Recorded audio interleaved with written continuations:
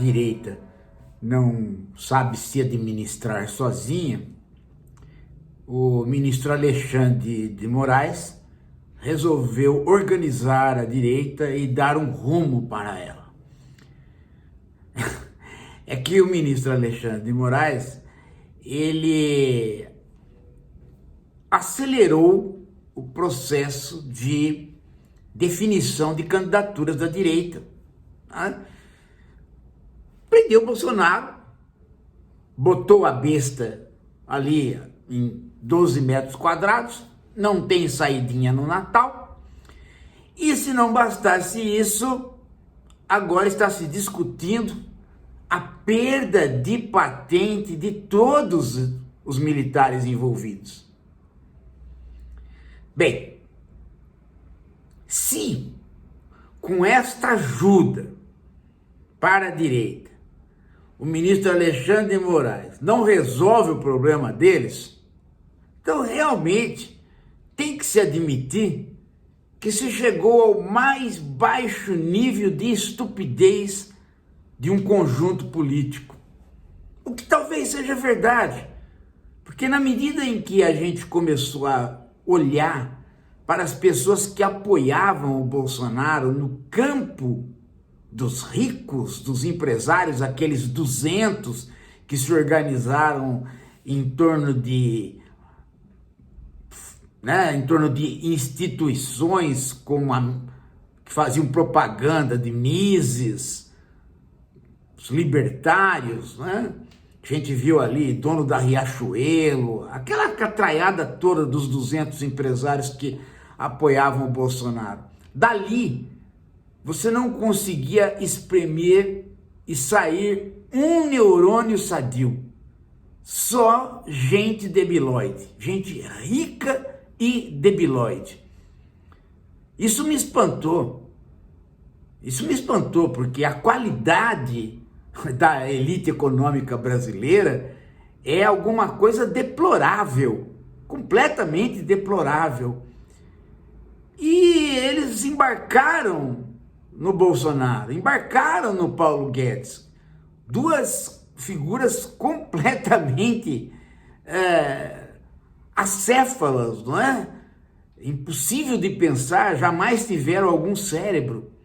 Então, Bolsonaro é uma besta no âmbito público e privado. Paulo Guedes ganhou dinheiro, mas conseguir administrar alguma coisa que não fosse propriamente dele, isso ele nunca conseguiu. Ele não tem visão política.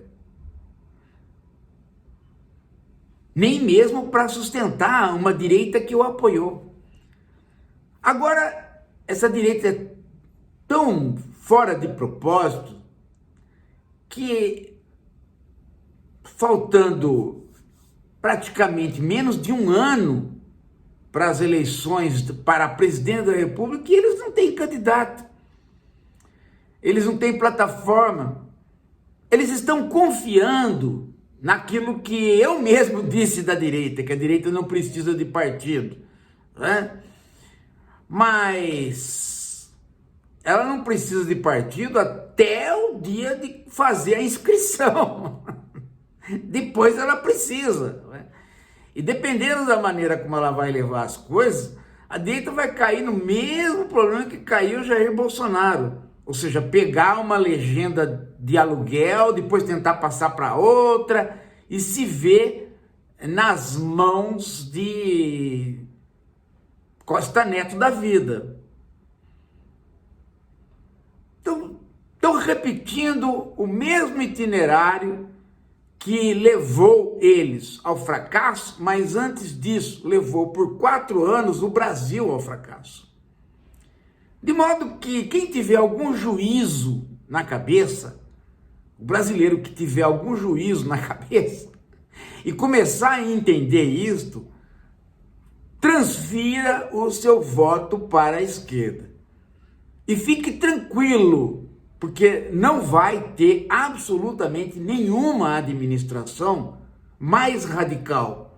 Vai ter uma administração de centro, emperrada, com negociações difíceis, com avanços sociais mais difíceis ainda, mas que vai garantir uma democracia. É isso. Eu sei que no final das contas, a hora que vai se aproximando a época da eleição, vem a dualidade e o bipartidarismo se fixa, PT e alguma outra agremiação. Mas o problema, gente, é que do lado da direita não aparece nada, não aparece um programa. Aparece apenas a ideia de extirpar o PT do Brasil. E não entendem que o PT não pode ser extirpado do Brasil por uma razão simples. Para o PT ser extirpado do Brasil, é preciso extirpar o capitalismo.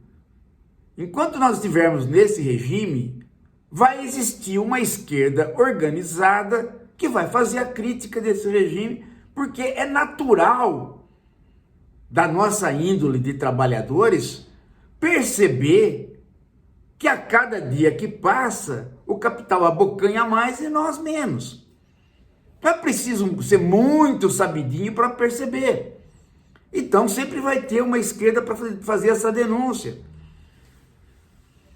E essa esquerda vai ser o PT, porque o PT se organizou durante 30, 40 anos para fazer isso e se fixou na sociedade brasileira. Já passou por todas as crises que podia passar.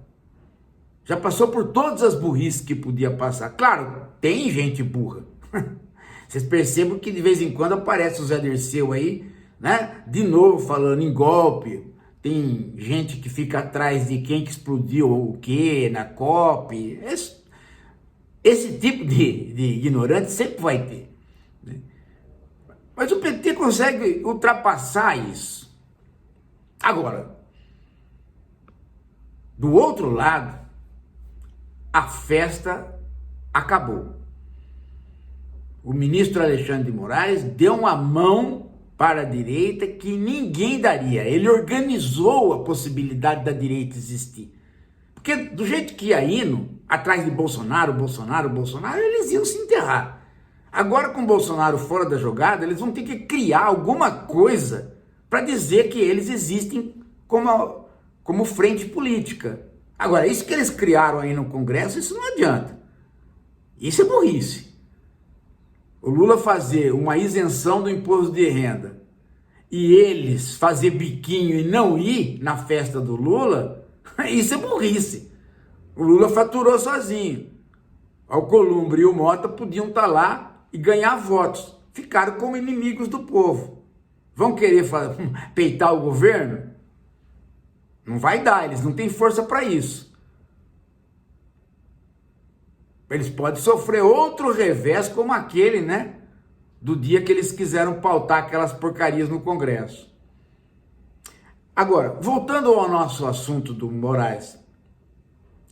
O que o Moraes desencadeou também, por outro lado, é uma discussão que não se esperava que ela andasse tão depressa, mas ela está andando depressa, que é a perda de patente desses militares, e inclusive do Bolsonaro.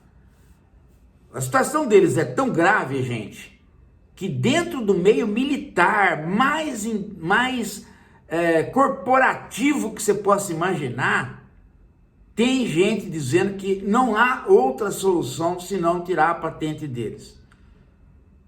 Eles não podem ficar presos como generais. É alguma coisa pior do que esses deputados que estão nos Estados Unidos recebendo, votando de lá, sendo condenados no Brasil. É algo mais ou menos assim, você tem um general na prisão com patente. Como é que fica? Ele pela hierarquia militar, ele está acima dos caras que estão prendendo ele. Isso não pode acontecer, eles vão ter que perder a patente para entrar na condição de cidadãos comuns e poder cumprir essa pena sem constranger ninguém que está atendendo eles. É uma questão de lógica. A hierarquia militar exige uma disciplina que vai acabar comprometendo a prisão. O soldado tem que chegar lá e dar ordens. Ó, seu general, o senhor tem que fazer isso, mas não pode. Então, para que essas coisas sejam feitas de maneira correta, ou seja, para que a prisão seja aplicada e a disciplina da prisão seja aplicada, esses caras vão ter que estar abaixo de um cabo e um soldado. Em outras palavras, eles vão ter que perder a patente. E vão ter que perder salários. Não pode continuar isso. Está virando uma bagunça. E acredito que as próprias Forças Armadas vão encaminhar esta situação.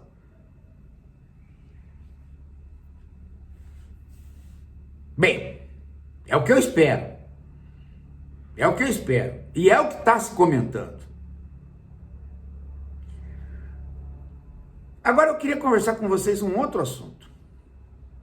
Hoje, na coluna dessa excelente jornalista que destoa, né? Ela destoa do jornalismo atual, a Lúcia Guimarães, já falei dela aqui, né? E ela realmente é uma jornalista, ela está em Nova York há muito tempo sendo correspondente da Folha. A Lúcia está mostrando aqui como que o Elon Musk acelerou o processo de merdificação da internet enquanto rede social. Quer dizer, agora quer dizer, 80% das redes sociais hoje é lixo puro, propaganda de monopólio e ninguém mais vê.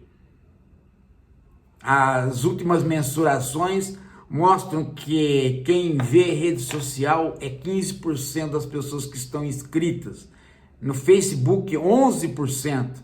No Instagram, menos ainda. Ninguém mais olha para estas coisas. Resultado é que as pessoas estão migrando para outras redes e formando grupos pequenos para poder ter o convívio e, enfim, a continuidade do telefone para os seus amigos. Bem, você pode dizer que isto era esperado, não é? Sim, do jeito que as coisas iam, era esperado. Agora, o que ela acabou não falando, porque ela se concentrou nesse foco, né? E agora eu complemento, é que isso também é fruto da entrada da inteligência artificial neste meio, ou seja, no meio das redes sociais. Porque a inteligência artificial passou a produzir o lixo gerado nas fazendinhas de compra de opinião, de compra de postagem. E o Elon Musk acabou revelando isso, porque ele é muito burro, né? Aliás, ao contrário do que falam, ele não é genial, ele é apenas um cara que tem dinheiro porque o pai dele já tinha, ele é muito burro. Ele é tão burro que ele hoje decretou a fixação geográfica dos inscritos. E aí se descobriu o que já se sabia, né? Países completamente fora da jogada têm um número de inscritos impressionante e que faz com que se possa vender as inscrições nas redes sociais. Então, a Argélia tem um monte de gente, Índia tem um monte de gente, né? Os lugares onde tem as pessoas que ganham um dinheiro completamente irrisório para se fixar, fazer número em listas de apoiadores, listas de engajadores, de influencers, não é? E nós já sabíamos disso, porque nós trabalhamos com o engajamento real desde o início do canal. Então a gente sabe perfeitamente quantas pessoas estão efetivamente engajadas. E a esquerda reflexiva é campeã disso, né? Ela consegue mobilização. Os outros não conseguem. Os outros tem um monte de gente, botam um vídeo, aparece um monte de gente assistindo, mas não consegue engajamento, não consegue fazer teoria, não consegue trabalhar com a disposição comum das pessoas. Agora, também há um outro detalhe nisso tudo. É que de uns tempos para cá, as próprias Big Techs começaram a se preocupar muito menos com as redes sociais e a venda de cliques, e muito mais com a própria inteligência artificial, não para ela gerenciar a internet que lida com pessoas, mas para ela gerenciar a infosfera de um modo geral, para se pôr como uma executora de serviços de toda a ordem, em todas as escalas, desde o atendimento médico, desde a ajuda ao médico, ajuda ao engenheiro, trabalhos de cálculo, análise política, enfim, está se criando aí uma infosfera para que a própria internet possa atuar. E todo o volume de dinheiro americano está indo para a construção de uma grande infraestrutura para a inteligência artificial. E eu já disse aqui, volto a dizer, aqueles que estão preconizando apocalipse, a bolha da internet, a bolha da inteligência artificial, né, não sabem do que estão falando.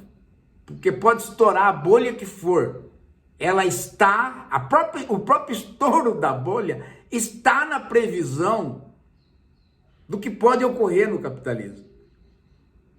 Isso se chama, dentro da teoria, pelo Schumpeter, lá atrás, destruição criativa. Pode ser feito através de uma tecnologia que entra e substitui outra, e pode ser feito de uma tecnologia que entra e substitui outra, não no âmbito produtivo, mas no âmbito da compra de ações, ou seja, no âmbito da disposição para onde vai o dinheiro. Ou seja, trata-se também de uma destruição criativa no plano financeiro. Então, pode ocorrer uma situação que já ocorreu em 1999 para 2000. Lembram da crise das empresas.com? Todo mundo investiu em empresas.com, depois não havia infraestrutura para existir as empresas.com. E aí faliu um monte de gente, só que o investimento nas estruturas estava acontecendo. E quem ficou formou os monopólios que depois usaram essa infraestrutura, ou seja, cabo submarino, satélite, etc. Agora a mesma coisa. Tem que se criar energia para formar data center, tem que fazer os cabos apropriados, semicondutores é importante nisso tudo. Está havendo um investimento nisso. Se alguém vai perder, pode se perder, mas alguém vai ficar e vai administrar isso daí e vai ganhar muito com isso. Então, se houver uma quebradeira, o governo americano vai bancar. Vai gerar uma inflação danada nos Estados Unidos? Vai. Vai gerar uma reclamação danada? Pode até gerar uma reclamação danada.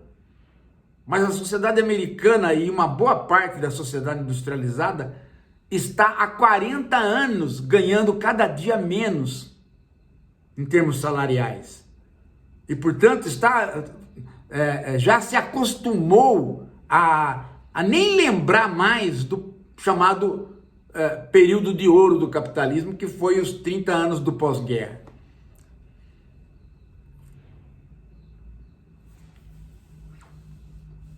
O que faz com que haja uma tolerância maior com o empobrecimento, porque é um empobrecimento muito paulatino.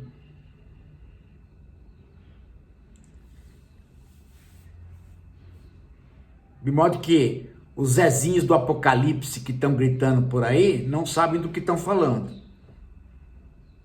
Pode acontecer um apocalipse e todos nós nos acostumarmos a ele.